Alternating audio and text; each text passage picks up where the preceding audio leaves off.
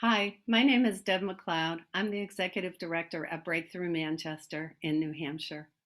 Although my official job description reads differently, I like to say that what I do is build resiliency.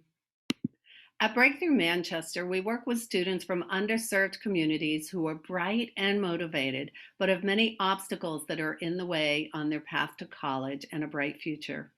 We also train emerging educators to step into that role of building resilience to teach through a lens of social justice, building confidence and strength in themselves as they mentor their students to do the same. April 19th is the 22nd anniversary of the shooting at Columbine High School. My nieces were in bowling class with the shooters. They were friends with all of those who were killed. At their young ages, they attended 13 funerals in those first few weeks. Today, one of these girls is a loving wife and mother, nursery school teacher in Southern California, living with her family, and her sister, a heroin addict on the streets of Denver. Why? What is it that has allowed one to survive and move on, but the other to succumb to addiction?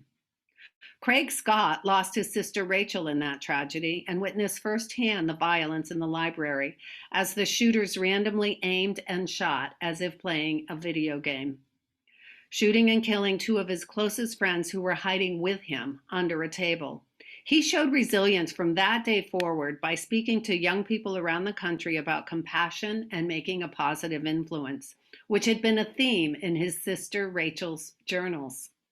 Craig says, the shooters wanted to make a negative impact on this world, so my decision was I wanted to make a bigger impact, but in a positive way. His dad also speaks to young people about making schools a kinder and more compassionate place. Rachel Scott's mother, Beth, honors her daughter, as she says, by letting go of hate and leaning into forgiveness. She explains that forgiveness is not saying that it's okay that this happened, but it's giving yourself permission not to make it your life sentence. What is it that gives them that inner strength when there are others who cannot survive tragedy, like Jeremy Rickman, who lost his daughter Avielle at Sandy Hook?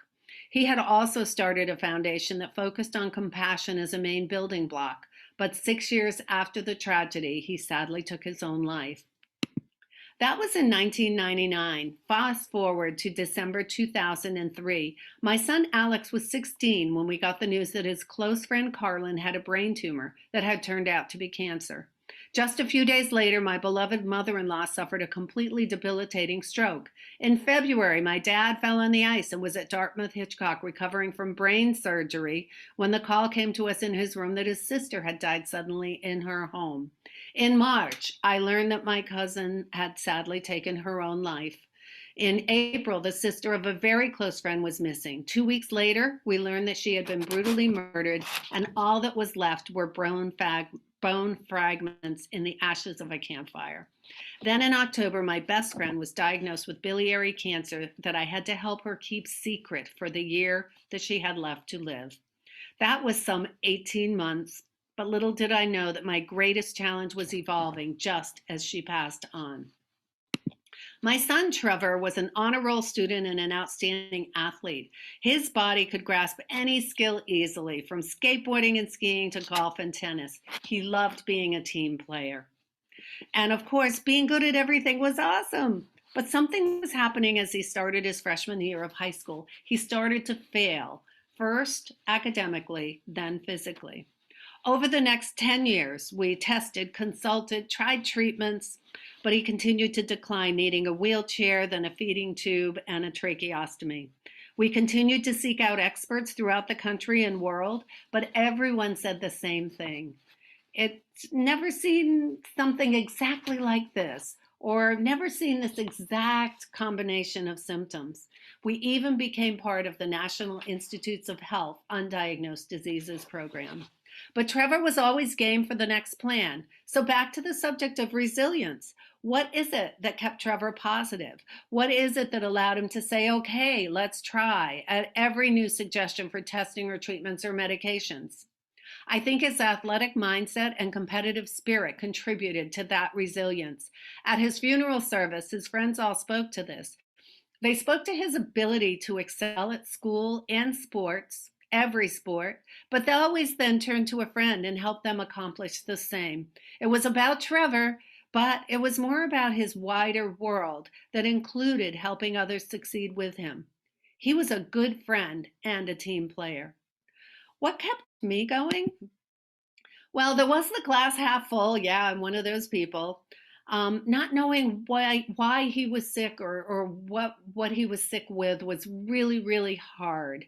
But it did leave the door open for hope. There was support from friends. There were many unexpected kindnesses.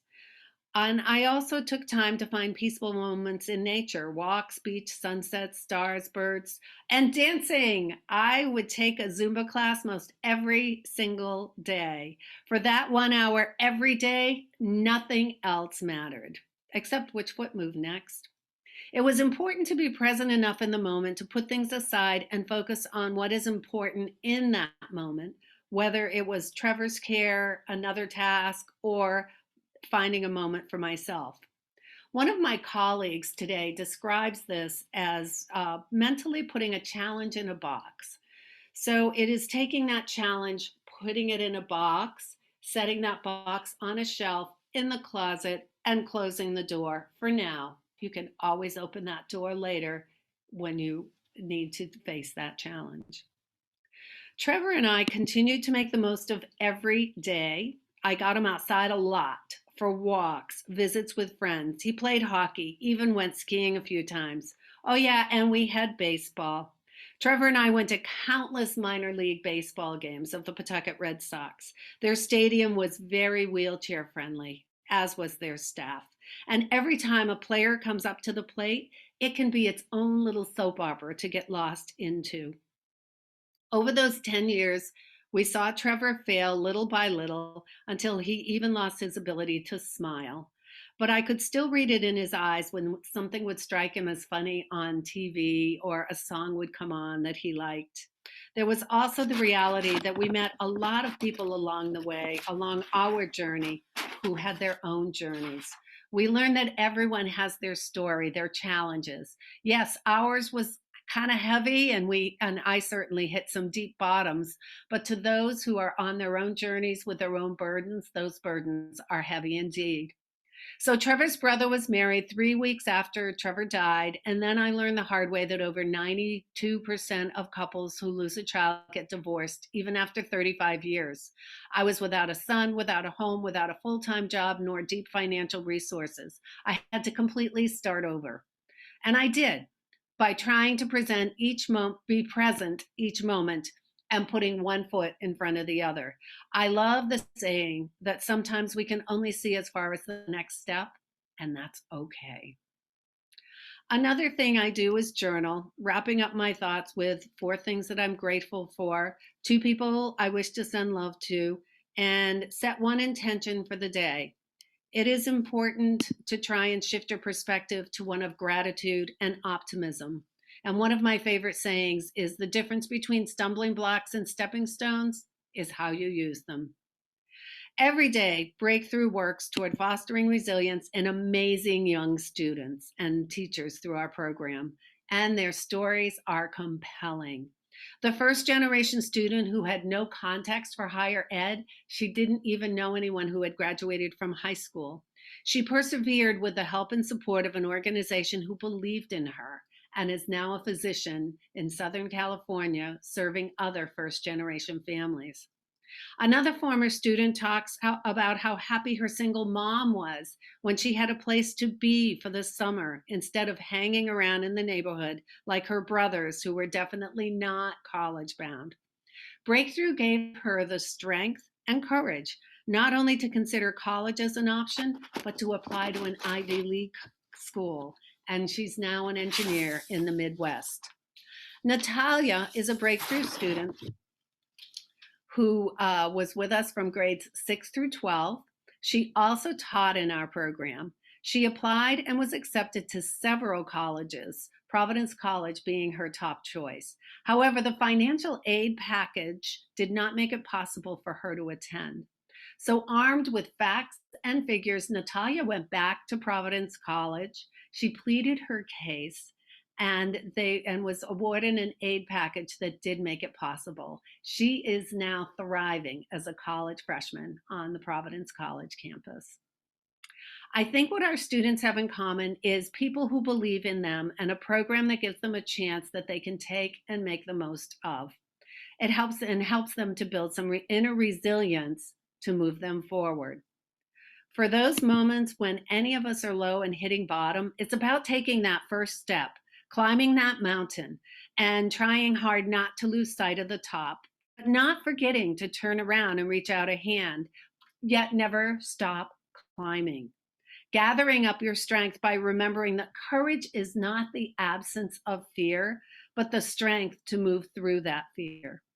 Thank you for spending this time with me to think about building a case for resilience, both in ourselves and for our students.